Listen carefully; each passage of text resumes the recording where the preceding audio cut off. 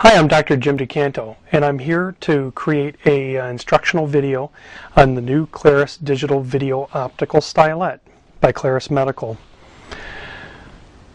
The purpose of this video is to give a basic introduction to the component parts of the system, show how they are properly assembled, recharged from the wall outlet, how it can be connected to a computer or other digital video capture device for image capture during clinical use or training, and the many different clinical uses of this device. Let's begin with the component parts of the Claris system.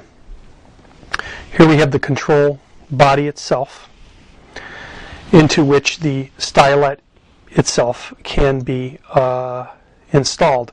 You're going to see a black cap, knurled cap, that can be screwed on or off to the system. This permits easy sterilization using cold sterilization methods.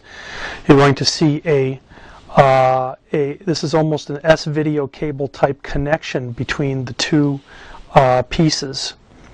We see a small red dot where this pin and this red dot align. We're going to place them together very slowly, very gently. We just place them together, and then we use this sliding knurled ring here to screw down onto the stylet, and now I have an assembled stylet.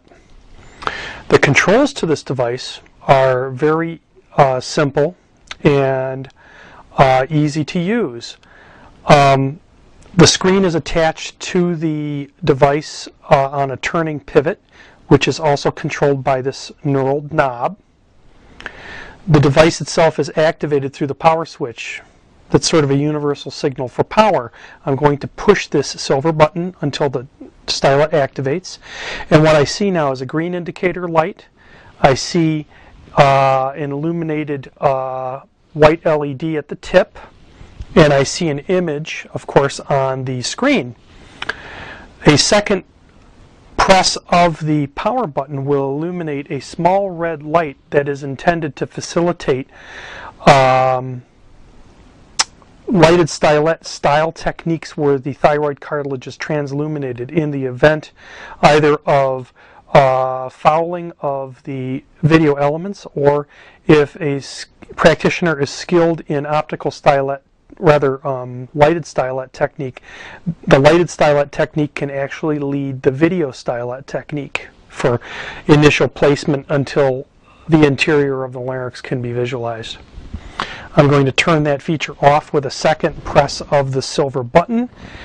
We see the other controls for brightness of the LED. I can increase the brightness by pressing up on the this little clear control button, or I can turn the intensity down by pushing down on this clear toggle button. So I'm going to turn the brightness all the way up. I'm going to point out a few other details of the device before we begin working with a mannequin. Let's look at the screen. It's a 3-inch liquid crystal display that pivots. It can be controlled with the thumb of the operating hand during use. The handle itself is the power source for the device.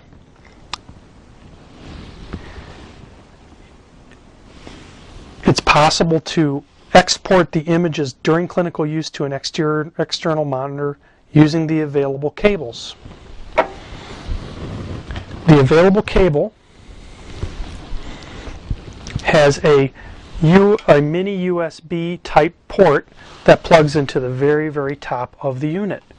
We're going to plug this in, and you can see that there are actually threads here on the outside of the cable and threads on the inside of the top of the handle. I'm going to plug this mini USB device in, and then I'm going to connect the cable to the handle by a clockwise rotation until the thread is a little bit taut. Now, what I have here is both a charging cable as well as a video export cable.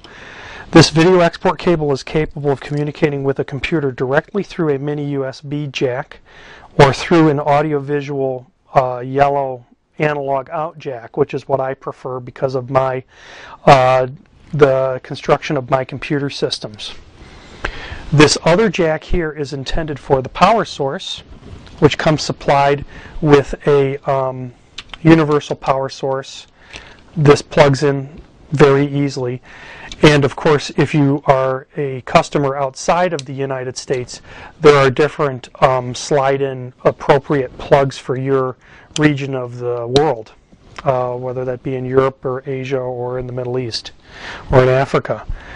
What I'm going to do now is ready the system for use with the mannequin. I'm going to plug the cable into an adapter box. I'm going to just show this on video.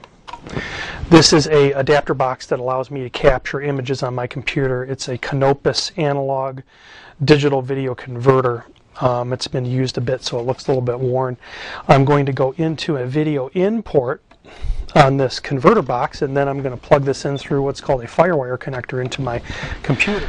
Before I begin the use on the mannequin, let's take a look at tracheal tubes and how they interface with the stylet itself.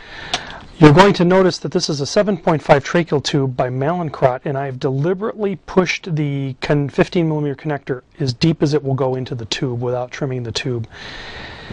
The Claris video stylet is designed to accept a 7.5 Mallinckrodt tube with the 15mm connector fully seated into the tracheal tube, and that will allow the stylet to be appropriately positioned from the tip of the bevel of the tracheal tube backwards towards sort of the middle of the Murphy eye. Having the stylet in the center of the Murphy eye, it makes the most sense. It protects the optics from soiling should secretions be present within the posterior pharyngeal wall of the patient's airway. It protects the patient from the stylet by not allowing the stylet to protrude from the tip of the tracheal tube. It's also important to note that you always lead with the tracheal tube while you're intubating with optical stylets or with the Claris video stylet. You don't want to lead with the endoscope like you would with a flexible bronchoscope. You lead with the tracheal tube. That's one of the safety features of this system. The polyvinyl chloride tracheal tube is soft, much less likely than the stainless steel stylet to injure the patient. Also, if you decide to allow the stylet to lead the tracheal tube, you may find an instance in which you're able to enter the larynx with the stylet, but you're unable to advance the tracheal tube into the larynx, and thus you'll be stuck. You'll be inside the larynx, but unable to advance the tracheal tube. So you always want to lead with the tracheal tube.